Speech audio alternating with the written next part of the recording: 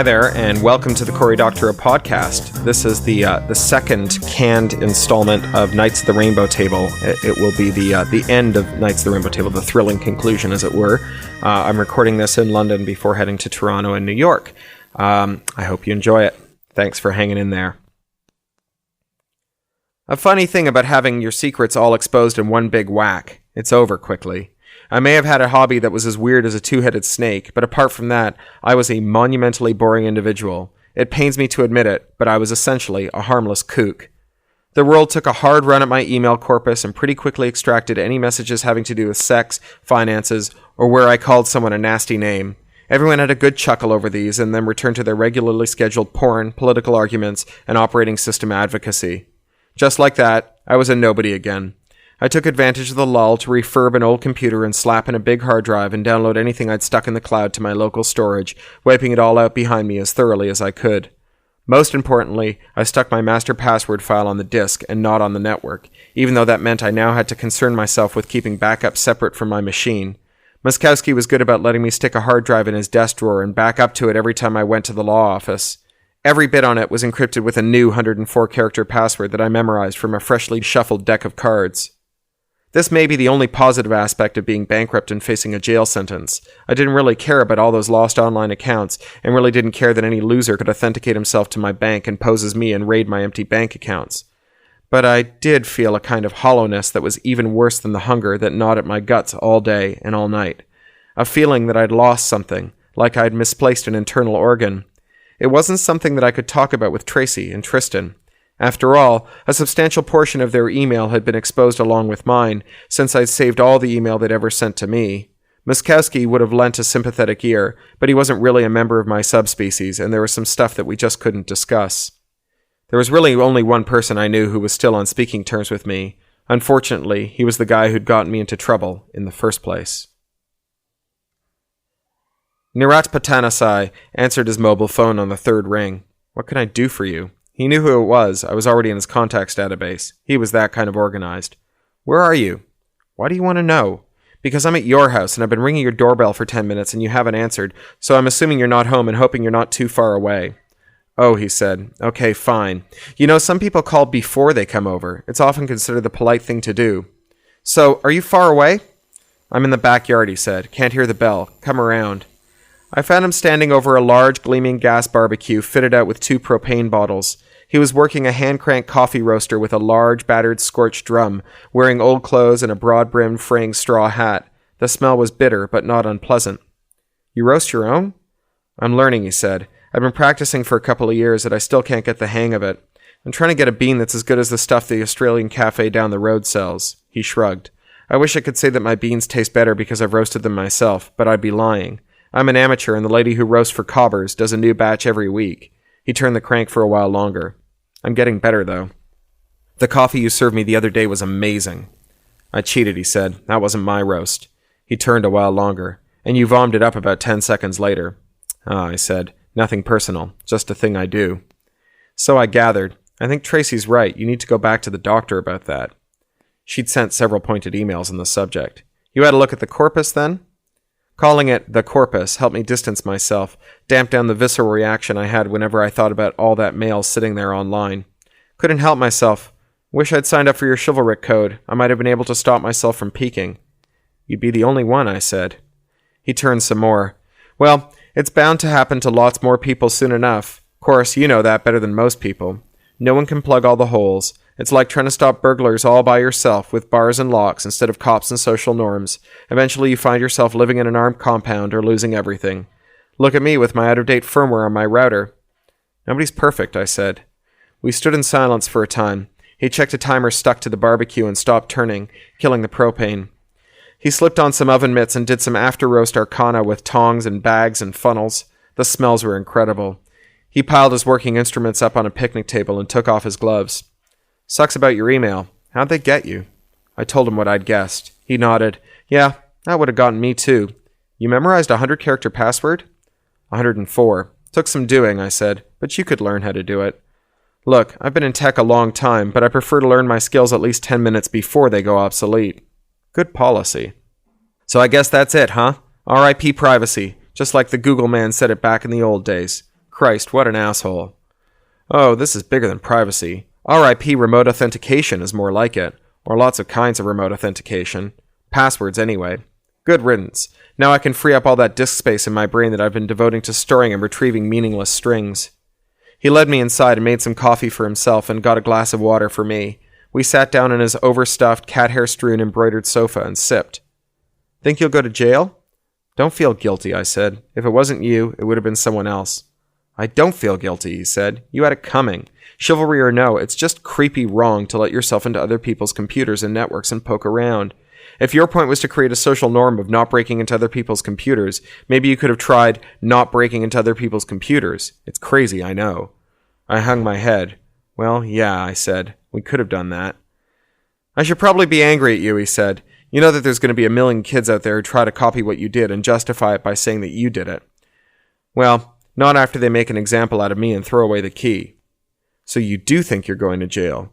Let's just say that my lawyers advised me to think seriously about a 5 to 15-year hiatus from my career. Rough, he said. How about your health issue? Yeah, I said. Well, it came on suddenly. Maybe it'll go as quickly. You've had everything tested? I tapped my temple. All in my head. Had every test you can name. I had good insurance. Anyway, maybe I'll memorize a few more pointless passwords and crowd it out of my brain. I always wanted to lose a couple of pounds. Saving loads of money on food. I stopped. I could go on in that vein for a good 10 minutes. Sorry, I'm weirding you out. A little. Well, change the subject then. Do you think I could ask you for something? Based on all available evidence, I believe the answer is yes. It's a very Tristan sort of answer. He's a little frustrating, but the neurotypical are so boring.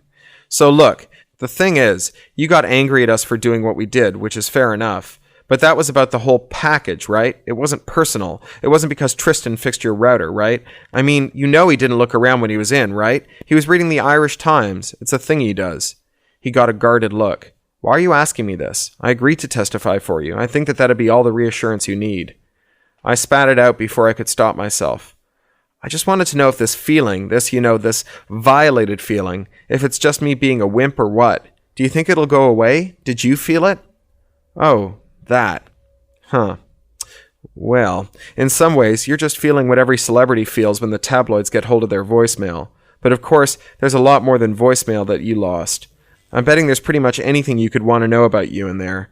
I know if it happened to my mail, I'd be, I don't know, it'd be like being paraded naked in front of the world forever. Yeah, that's about how it feels. So I guess that's a feeling a lot more of us are going to have to get used to. There are games we can play with per-password salts that'll give us better security, but there's so much legacy stuff out there and so much password reuse. You're an early adopter in the radical involuntary transparency world, buddy. I didn't feel comforted. I have this weird idea that I'd like to do it back to the kids who did it to me, whoever they were. Spread their lives out on the net, see if they'd ever committed anything embarrassing to email. Maybe if we all do it enough, no one will remark on it anymore, and it'll be too unremarkable for anyone to bother with anymore. I don't think that's how it works. I don't think we can look away from the spectacle of other people's humiliation. It's a reflex. I think if we all got stripped bare and paraded in front of the world, you'd just have more humiliated people looking for revenge and wanting others to go through what they experienced. Eye for an eye, that sort of thing. Then the future is a place where more and more of us are more and more humiliated by more and more people in a positive feedback loop that'll spiral out to infinity and destroy the entire species? Something like that. It might take a while. He smiled weakly. Look, fine, yes, I think that this stuff is scary as hell. For my whole life, information security has favored well-informed defenders. If you knew what you were doing, technology gave you an advantage over people who wanted to get at you. But now we're heading to a point where some of that advantage goes away. Not all of it. If everyone sent and received encrypted email, breaches like yours wouldn't be so bad. But that's hard to do when you're using remote mail, and it's a pain in the ass to explain and use, and it screws up email search, which means that you've got to be a lot more diligent about your filing, and for most people that'll never happen. He stopped. Listen to me, I'm already trying to figure out how to mitigate it, like it's a brain teaser, playing what if.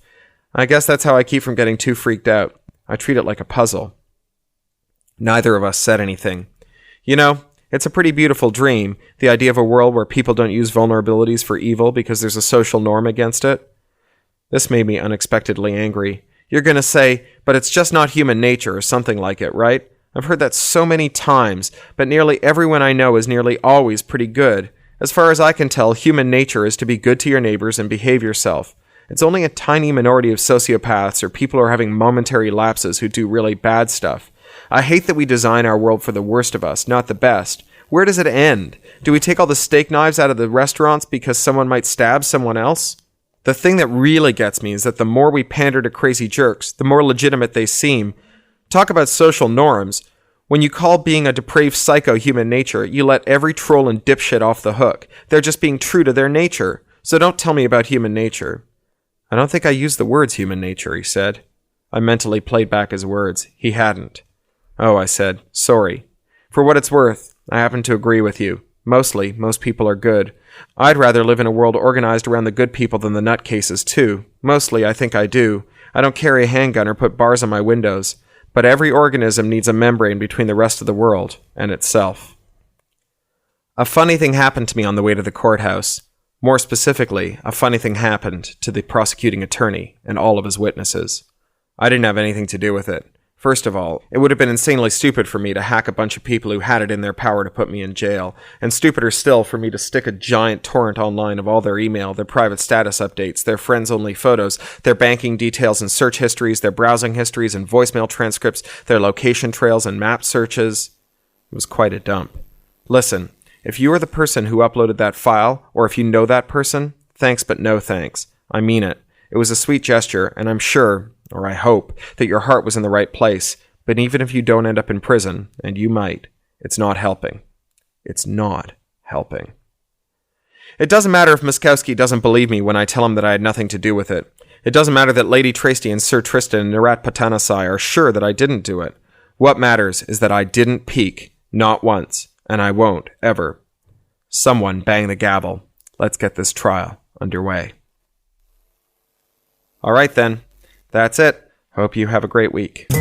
You've been listening to the Cory Doctorow podcast, licensed under Creative Commons Attribution, Non-Commercial, Share-alike US 3.0. Or as Woody Guthrie put it in another context, this song is copyrighted in the US under seal of copyright 154085 for a period of 28 years, and anyone caught singing it without our permission will be a mighty good friend of ourn, because we don't give a darn. Publish it, write it, sing it, swing to it, yodel it, we wrote it, that's all we wanted to do. Many thanks to John Taylor Williams for mastering. That's Ryneck Studio, WRYNECK Studio @gmail.com. John Taylor Williams is a full-time self-employed audio engineer, producer, composer, and sound designer. In his free time, he makes beer, jewelry, odd musical instruments, and furniture. He likes to meditate, to read, and to cook. Talk to you next week.